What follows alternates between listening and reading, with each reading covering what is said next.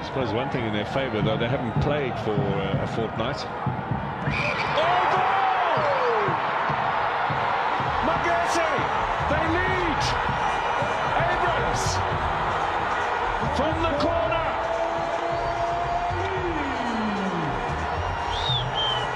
3.5 minutes to go. Magesi are in dreamland. Not a hint of emotion from the coach, but everyone else is celebrating furiously. Hello and welcome along to the On the Whistle podcast. I'm your host, Zayn Nabbi, and with me, as ever, the top two up front, the unstoppable duo. It's Courtney Freese, my man from Manning Rangers, won the Premier Soccer League there. One of the top, no longer over 35, probably over 45 players in the UK. Courtney Freese, how are you doing, sir? Looking suited and booted. Zayn, I'm absolutely fantastic. I'm injury-free at the moment. We played on the weekend. We lost 2-1. We had a guy sent off in the first 20 minutes. But, you know, we as I said, we took them right to the wire. We're still top of the table by 1 point. Hopefully we win the league. Well, listen. It's you got to keep positive. And, you know, on our pod today, Courtney, who better to get advice on how to win tournaments, how to get a small team firing? It's none other than the legend, Clinton Larsen, head coach of Magesi FC. Clinton, welcome to the show. We know you've been on before, but you are coming to us with some tin that you won at the weekend. Congratulations, coach. Congratulations, coach.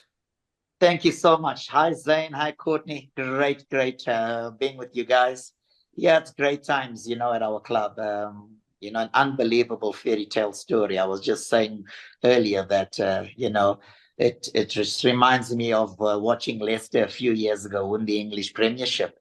It's basically on that level for a team that's 4 months in the Premier League to go in and win a major cup title is unheard of. So, yeah, it's just celebrations all around. I've got to actually kill the celebrations a bit. We've got a game in 3 days. So, yeah, it's just an amazing time for the club. Absolutely. That Carling Cup success over the mighty Sundowns. I mean, it's not like you beat a small team. You have beaten the team that have set the pace in this league, not for 1 year, not for 2 years, not for 3 years. Fast forward, we're talking about a decade now. Yeah, they've been an unformidable opponent, you know, a formidable opponent, sorry. I mean, what they've done over the last decade has been unbelievable. They've become such a powerful footballing organization that they are just brushing everybody aside. You know, to close the gap on this club is going to take years for everybody else. You know, they're that far ahead of us all. So to do it again for me, I done it in 2012 at Bloemfontein Celtics in what was the previous version of this cup called the Telkom Cup. We won 1-0 as well. We won 1-0. We won 2-1 on Saturday, but previously we had won 1-0 against them. And what an amazing feeling. You know, I always say this, that, you know, when David meets Goliath, you know, knocking down Goliath makes the victory taste all the more sweeter. And Saturday was no different. It was an amazing feeling. I mean, a few days before our final, Bafana Bafana played, and 6 of the Sundowns players were starters, and there were about 3 or 4 on the bench. So this felt like playing the national team of South Africa, you know. So an amazing effort, you know, by a very honest group of players that we've assembled. Clinton,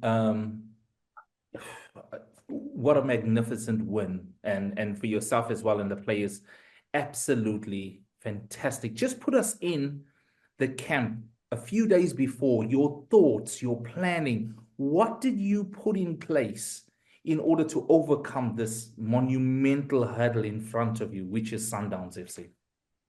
Yeah, I think from a motivational perspective, guys, what I tried to do, I even used my assistant coach, Papi Zotwani. Now, Papi played for Sundowns. Papi played for Golden Arrows and Bafana Bafana. What a great midfielder he was. Yet, in his entire career, he never played in a cup final. So you put that into perspective, it just goes to show that you can play your entire career without playing or winning a cup final. And I said to the players, these opportunities are few and far between. And we really, really have got to grab this. We know it's going to be difficult, but if we work as hard as we know we can, it's possible. I've done it before in 2012 with Celtics. Also, against all odds, with a very inexperienced team, we went into that final as complete underdogs and surprised the nation. So another thing I spoke to them about was, it's such games, high-profile games like this, that can really change a player's career path. We've got some very young players. 6 of my starters on Saturday, the cup final, have only played 6 professional games at this level. 6 of my starters, because we've played 6 league games, they've only played 6 games. So the collective experience within my group is very, very low. So these are young men trying to make their name in the game. And I said, big performances on a day like this would really go a long way in marketing yourself as a footballer. So you've got to use it. And then I also explained to them what most coaches are looking for in their respective positions. I always try to coach in a way that I would say, the Pirates and the Chiefs and the Sundowns of this world, their coaches, regardless of which position you're in, are looking for certain KPIs, key performance indicators. And you've got to tick all these boxes if you want to be signed by any one of these teams, So I try to use various ways of motivating the group. But most importantly, I think it came down to enjoying the occasion, because in 21 years as well, I've been coaching 21 years now. I started in 2003. And in my entire coaching career, it's only my second final I've been to. So that as well says how difficult it is for small to medium-sized clubs to get to finals, So I tried a lot of ways, but at the end of the day, it was about enjoying the occasion, giving your all, and hopefully, coming out victorious at the end. Clinton, I can hear the psychology you're putting into place in preparation for your players, and the motivational aspects, which is important, that would have made them feel so built up in preparation for the game. But off air, you and I also spoke about the small margins that you took into account. Sundowns' track record, what they have to do coming up, games to come, games they've played. Yeah. You want to also talk about that you brought to the team that enabled you to have the victory on the weekend? Yeah, basically coming into this game, we know that Sundowns are actually playing today. They've got a game, yesterday, Tuesday. They had a game yesterday. So I knew for a fact that they were not going to want to go into extra time or penalties, They want to save their legs and do well in the CAF Champions League. So I said to the players, the longer the game goes on without us conceding, we're going to really frustrate Sundowns. And the whole plan was to make sure that we go into the break without conceding. Unfortunately, that wasn't to be. We went in with a 1-0 deficit and a very well-taken goal by Sundowns. But Sundowns guys, they average 65 to 70% possession across the league. And I'm talking across the entire league. And this is what they've built over the past decade. They're the best, and they're now doing it in the Champions League against former Champions League winners. So it just goes to show what they've built at the club over the past decade. So we knew full well going into this game that we're going to see very little of the ball. And in the end, it was 27%. But I said to the players, it's what you do with that 27% that matters most. Because I know I've been in this position before where I've won games with less possession. The key for us was to frustrate them. The key for us was not to allow them to go into a 2-0 lead. Because in their first round of 16 Carling game, they won 5-0 against Golden Arrows. In their second game in the quarterfinals, they won 4-0 against Kaizer Chiefs. and followed that up with a semi-final win against Gallants with the 2-0 win. So this is a free-scoring, free-flowing team. And even going in, high in confidence. And even going into the break 1-0 down, I said to the players, we are in this game because we haven't created a chance. And I know we're going to in the second half, because Sundowns now will want to slow the game down and try to win the game with the ball and play a lot of the game in their half with their goalkeeper included in those build-ups, which would allow us to press a little bit higher now, you know, and that's exactly what happened. We tweaked our system a bit in the second half. We pushed our line a little higher, 15, 20 meters. We had to, because we were a goal down, put them under a bit more pressure, but getting the early goal, I think 3 minutes in, into the second half. And the goal came, gentlemen, and that was so fulfilling. It came from something we had spoken to the players about. Their right fullback, Madao, very attack-minded, very, very slow to recover, because he sometimes feels that he is so quick that he'll make up 3 to 5 yards if he has to. So he's often caught out by a few yards. And we knew that if we got the ball to our left-sided midfielder as quickly as possible on transition, we'd catch him out of position. And that is exactly what happened. We got the ball to Chira Madare, who crossed the ball, and Kakora nodded home, the equalizer. So 3 minutes into second half, we had level pegging. We in the game, frustrating Sundowns to shots from outside the box. And as you guys know, and I'm sure, Courtney, even in your over 35 league, scoring a goal. 45. Oh my goodness, 45. Zayn is giving his age away. He is young at heart. That's the most important thing, Clinton. So you guys would know scoring a goal in the 85th minute is the best time to score a goal. You know, you've got 5 minutes plus the referee's optional time to see the game out. And we knew that, listen, we're going to put our lives on the line to keep them at bay. And we managed to do that, you know. So, you know, everything worked out, even our second goal, you know, as a small club. Courtney knows when we played together at Manning Rangers, set pieces was such a big part of our arsenal. And with my team, it's the same, you know. So that near post run, that flick on the near post, catching them in the middle with the tap in for our winner was something that came from the training ground. So, you know, both goals, it's something that we worked on, and that was so satisfying. That the players could execute it in such a big game like this. You know, I know, Coach, sometimes it's hard to talk about individuals, but your goalkeeper, Elvis Chipazeze, was someone who, throughout the tournament and in the final, certainly earned a lot of praise for his heroics and goals. Talk to us a little bit about the Zimbabwean shot stopper and why he's been in such excellent form. Yeah, listen, Elvis was at Baroka previously, you know, won the same trophy, it was the Nedbank Cup, if I'm not mistaken. Won the Nedbank Cup with Baroka in, I think it was the 2017-18 season, was then relegated in the 18-19 season and found himself playing in the first division, you know, and it's his third season with Magesi. And I joined the club 3 seasons back when I came halfway through the season, found Elvis, yeah. We really struck up a great relationship. And yeah, Elvis is such a great shot stopper. You use exact right words there. He may not be the best ball-playing goalkeeper. His distribution may not be on par with the top goalkeepers.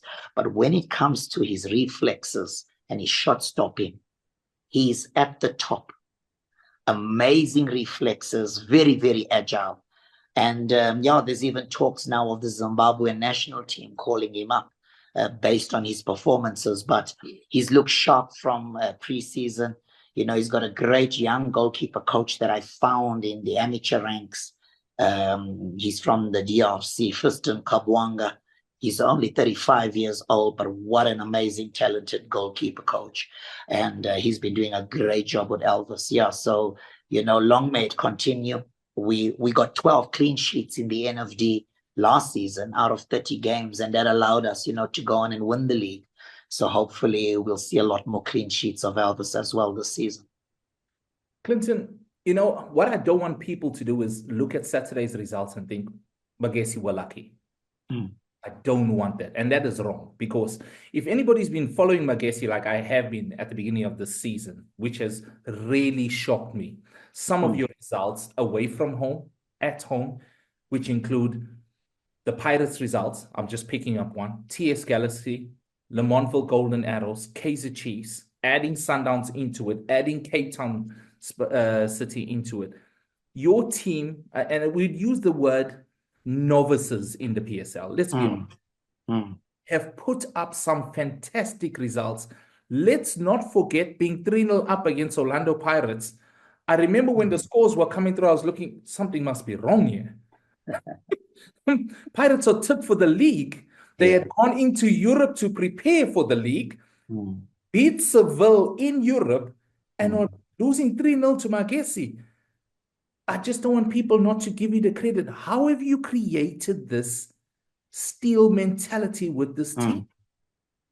Yeah, well, going into preseason, because of budgetary constraints, I wasn't able to bring the players that I would have hoped to. Players that I earmarked in the preseason or at the end of the NFD season to bring on board. Unfortunately, most of them were outside of our salary bracket. So our plan B was to look for players who were released by their clubs, or some players like Limbikani Mzava, the former Malawian captain who I coached previously at both Arrows and Celtics. He was sitting at home for a year after being released by Amazulu, and I brought him on board, and he's been a revelation in defense. So in pre-season, we basically I had to look at the team that I had that won promotion and the players that I could persuade to join. And I then realized that I wouldn't be able to play the type of football that I want, and that is to build up from the back based on the players at my disposal. So we then decided with my coaches that, listen, we're going to have to play a counter-attacking style. I've got a lot of speedy attackers, and I've got a lot of athletic players in my midfield and attack. They can run all day long. And this allowed me to set up my team in a way that would allow you to have the ball in the defensive and middle third. But when we win it, we could really hurt you with those 40, 50-meter runs, on transition. And we really got the players buy-in. And as any coach would know, as soon as you get buy-in from your players, that's half the battle won. So we got this buy-in very, very early on. We didn't want to pretend to be this ball-playing team, and concede bucket loads of goals because we're making so many mistakes with turnovers. So we got the players to understand that. But still, going into the start of the league, we started very, very slowly. Like I said, 90% of my players were playing at this level for the first time. So I could see in that first game against Kekune how nervous they were. You know what? They were like deers in the headlights. Let me be honest. I could sense the anxiety, tried to relax them, and we lost the first one. Went into a derby in the second game. Also didn't play well, were very nervous, lost the second one. And then, as you know, at the smaller clubs, people start to get, a bit nervy. People start to talk. And it was no different here. But we bounced back, an away game. Get an away win. At my former club, Golden Arrows. We go there, we win. And I think that was the start of the boys starting to believe in themselves, Follow that up with an away draw at Cape Town City, another stadium that's very difficult to get results at, and against the team that finished fourth the previous season, So a quality outfit Eric Tinkler's got there. Bafana internationals, some foreign international top players. And after that, we followed that up with a draw against Royal AM, who have got a very, very experienced group of players as well. Even though they got a transfer ban, they cannot sign players. Those players have been together for 4 to 5 seasons. So in terms of an understanding that's been developed amongst the players, it's very, very strong. And then we followed that up with the 2-2 draw at Kaizer Chiefs. So, after those 2 initial defeats, it was a win and 3 draws, 6 points from 4 games. And if all of a sudden the players are starting to believe in themselves, believe they belong at this level. And then comes the cup. And, going into the Orlando Pirates game, nobody gave us a chance. And we prepared very similar to the Sundowns game against Pirates, because they also a team that are fast improving in terms of closing the gap to Mamelodi Sundowns, playing a beautiful possession-based game with a talented group of players. And it was possession versus counter again. And, nobody goes to Orlando Stadium and goes 3-0 up before halftime.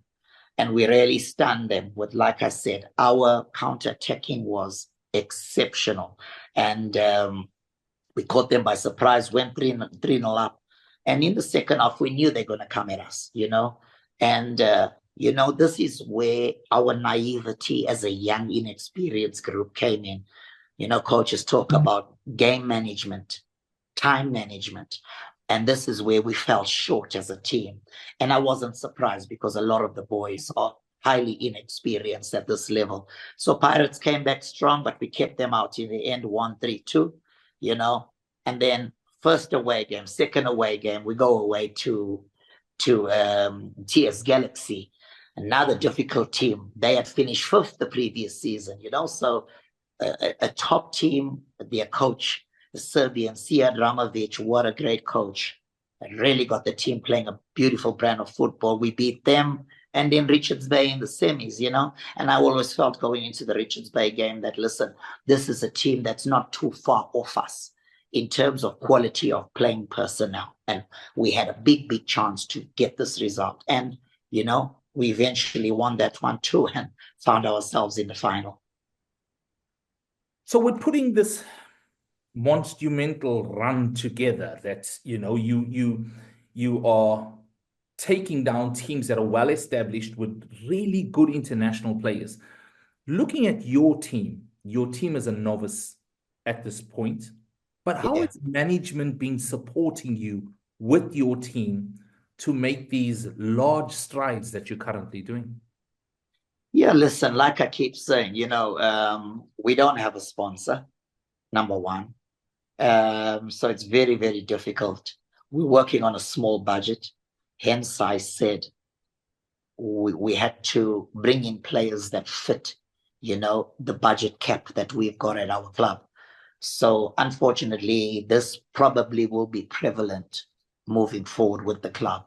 I can't see the club in the near future paying the big salaries and attracting the top players. I just don't see that happening. But management have tried their best to support me in terms of bringing the players that I did bring in, and in terms of infrastructure, it's very difficult, yeah? We in a province where we don't have our own training facilities. We've got to share facilities with the ladies team, with the policemen who play on weekdays, with our reserve team. So in terms of the conditions of the training facilities, it's not the best. But I'm not one to make excuses, and I actually use that to motivate the players. I often tell them, let's not forget where we all come from. Some of you were in Ghana playing on the dusty streets. You're now playing professional football. Some of you, there's a kid I found a year ago playing in a tournament. I couldn't see him. There was so much dust, not a blade of grass on the pitch. It was one of these township tournaments, And I got his phone number, and he hasn't missed a game since. Clinton, you're clearly trying to inspire your players by looking at what they have rather than what they don't have. I'm wondering if you're telling them some stories about your time at a little team in Chatsworth that brought a lot of joy to my heart when you and another legend, Mr. Freese, won the Premier Soccer League in '96. You mentioned what a big upset this was, winning the Carling Cup with Magesi. But are you using any Manning Rangers inspiration in your team talks and your facilities? Because there might be some parallels. I'm not sure if we'll go to the wages discussion on this one that both of you can talk about. But is there some inspiration that you guys can take and give? Oh, yes. You know, earlier on I was talking about Leicester, and I should have mentioned Manning Rangers in the same breath as well, because Courtney and I were part of that team that won the Premiership in 1996, you know, against all odds, beating the likes of Sundowns and Kaiser Chiefs to the title. So I definitely try to motivate the players with such stories. I mean, we went with an unfancied Manning Rangers team and played in the Champions League, unheard of, you know. And that was an amazing experience for us as young players at the time. I think Courtney was a baby, still had most of his hair. Absolutely. But it was a great time for us, you know. And you know, Manning Rangers and Gordon Ingerson, our coach in particular, you know, he was such an astute motivator, you know, and I've been fortunate as a player to have been coached by such coaches. The late Clive Barker, may his soul rest in peace, was a similar coach as well. Coached me at Bafana Bafana, coached me at Manning Rangers as well. And they were so similar in terms of their motivational tactics and the great man managers that they were, you know, whether it was, you know, giving the armband on a certain day to a player you knew needed some confidence, or telling a player who's struggling with form that you've spoken to the national team coach and he's not far from, you know, getting a call up, and all of a sudden you start playing out of your skin.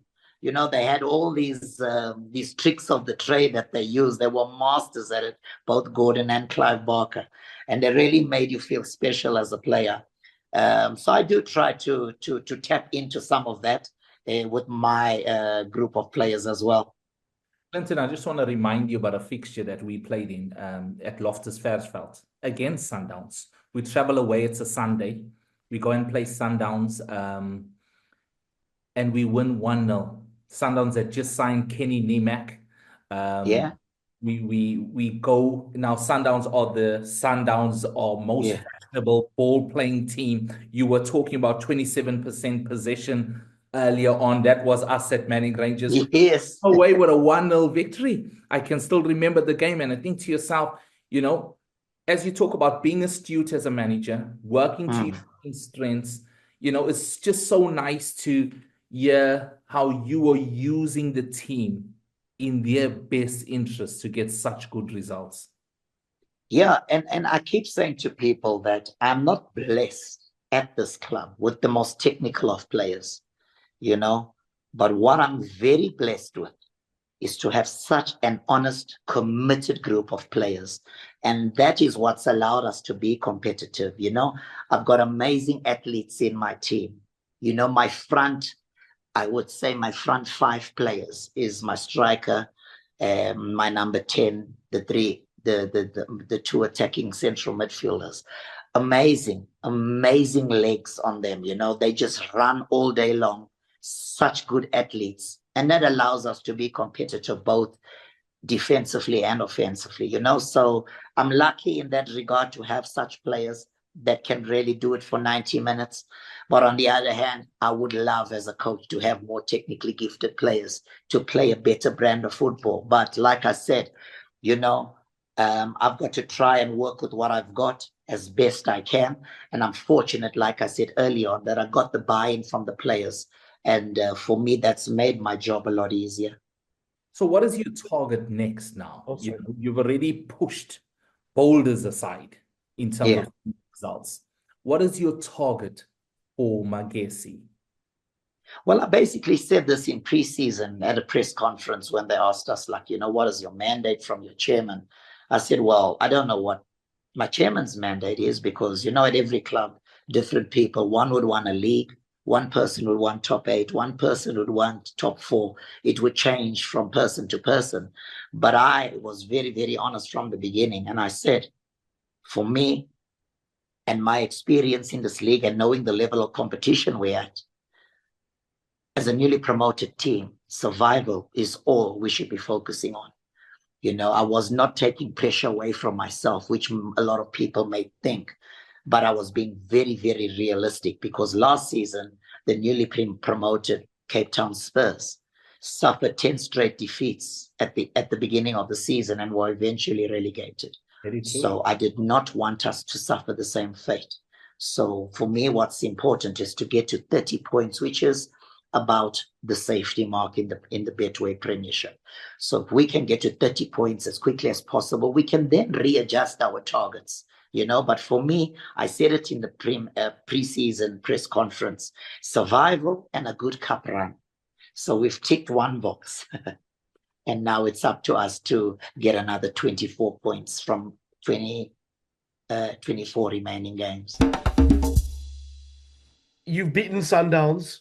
You've beaten Orlando Pirates. It seems like it's going to be pretty much a two-horse race between these two teams for the title. You've played for Pirates. You've played against Sundowns as a player and a manager. When you take a step back and you look at this tournament, when you look at what these teams will have to do in other domestic cups and in African competition, who do you think will emerge as the winner of the, how do you think this title race will go? Because there's a lot of even neutrals now, I think, pulling for Pirates, because they just want this sort of dominant Sundowns. Yes. Yeah, I actually think it's a three-horse race. Let's not count out Stellenbosch. I think they're an amazing team with a very, very good coach in Steve Barker. And I said it in the beginning of the season, Sundowns for me are still the team to beat. Even though the two teams behind them and chasing them have improved quite substantially, they are still the team to beat. Listen, sometimes watching them is like watching PlayStation. They are just an amazing group of players, the most technically gifted players, from the goalkeeper to the striker. I mean, Ronwen Williams, the goalkeeper, could probably play in midfield. He's that good with the ball at his feet. Yeah, the two centre halves are current Bafana Bafana centre halves. They're right fullbacks in demand across Europe, Madao, across Northern Africa. Their left fullback, Modiba, former SuperSport player, is an unbelievable, versatile player. Their central midfielder, who was a regular in Bafana Mokoena, also is one of, or if not the best defensive midfielder in the country. And then you've got this sprinkling of South American stars within their group. The Chilean Allende, oh, what a marvel to watch. And then there's Ribeiro, who has just been signed from Brazil, arguably the best player in the Premiership by far. He's an amazing player. I don't think he belongs at this level, honestly. He's good enough to play in bigger leagues. And so Peter Shalulile, for the past 2 or 3 seasons, has been the top striker, the Namibian, in the Premiership. So when you look at this team and you look at the others, they've still got a way to go to catch them up. And then the bench is just as good. So in terms of dominating the league, this could still go on for the next 4 to 5 seasons. They are so shrewd in the market and so ahead of everybody else in terms of planning 3 to 5 years ahead with talented young players that they loan out, for experience to other Premier League teams. They've got such a good business model and such a good a plan at the club that they're really head and shoulders above everybody else. So for me, I still think they've got too much in their arsenal to lose it, but I wouldn't be surprised if the other two gave him a run for their money. I was wondering, obviously I have a lot of respect for Mankoba Manliti. I remember when he was coaching in Durban at Golden Arrows. He won the MT8 Cup there. He's obviously been successful at Sundowns.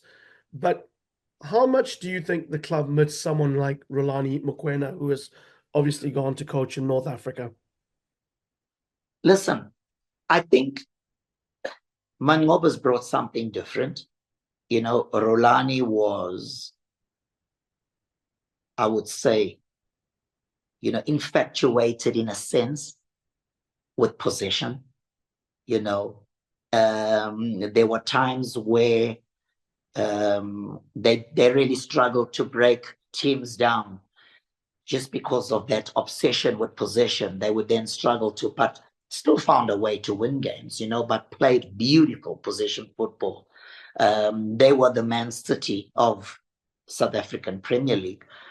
But what Mangoba has done differently, in my opinion, is he's brought an element of counter-attacking, you know, an element of playing on the front foot when the opportunity arose. You know, that's something that Mangoba has done. And I knew that it would take time for the players to adjust to a new coach with the success under Rulani. And that happened. You know, the first game they lose in the top 8 competition in pre-season, or just after pre-season. And, you know, people start questioning his ability. But he bounced back so strong in the league, in the Champions League, and getting to the final of the Cup. But, you know, for Sundowns, getting to a final is not enough. It's about winning the final. And unfortunately, we put them to that. But when I look at the two coaches, listen, both excellent coaches in their own right. And yeah, I got a lot of respect for both of them. I think Rulani has also proven over the past 3 to 5 years that he's up there with the best. You know, Pitso was at the top of the coaching chain, closely followed by Rulani. And then now it's Mangoba that's taken on this task to lead the best team, I would say, on the continent. So yeah, 2 different coaches, 2, you know, different styles. I think that Mangoba just added a little bit more speed in attack, speed of play compared to Rulani, but still there's a strong sense of possession still at the club. Clinton, it's been a pleasure to have you on the pod. Thank you so much for your time. We've loved the stories. We've loved the anecdotes. We've loved the humor. We've loved celebrating what is an absolutely amazing achievement with your Carling Cup success. We wish you nothing but the best at Magesi. We know that you're doing amazing things there. We know that you still have a long and more storied coaching career in football, wherever that goes. But for now at Magesi, we wish you well. Courtney, thank you for bringing the legend on. It's been super fun. Thank you so much, Clinton. Courtney, Zayn, what a pleasure, gentlemen. It's been such a long time since I've seen you guys in the flesh. I've been telling my wife I'm due for a holiday to the UK, and I would love to come. I would love to come and say hi to you guys. Manage my Saturday team. Oh, listen, you do the tackling, I do the crossing. We got a chance to win.